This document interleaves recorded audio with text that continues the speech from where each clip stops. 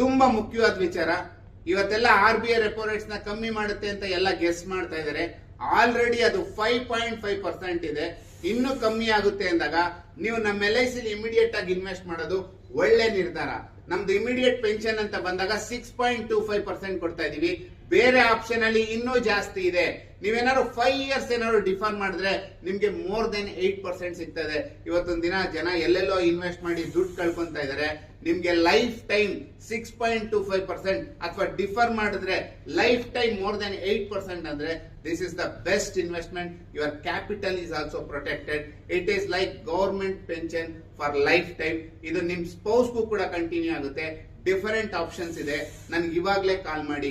ಎಷ್ಟೊಂದ್ ಜನ ಹೇಳ್ತಾ ಇರ್ತಾರೆ ನನ್ನ ಪೆನ್ಷನ್ ಪ್ಲಾನ್ ಅಲ್ಲಿ ಹಾಕಿದ್ರೆ ದುಡ್ಡು ತೆಗಿಯಕ್ ಆಗಲ್ಲ ಅಂತ. ನಮ್ಮ ಹತ್ರ ಇನ್ನೊಂದೊಂದು ಬೆಸ್ಟ್ ಪ್ಲಾನ್ ಇದೆ. ನಿಮ್ಗೆ ಏನ್ ಇನ್ವೆಸ್ಟ್ ಮಾಡ್ತೀರಾ ಅಮೌಂಟ್ ನಿಮ್ಗೆ ವಾಪಸ್ ಕೊಟ್ಟನು ಕೂಡ ಪೆನ್ಷನ್ ನೀವು ಇರೋ ತನಕ ಕಂಟಿನ್ಯೂ ಆಗುತ್ತೆ.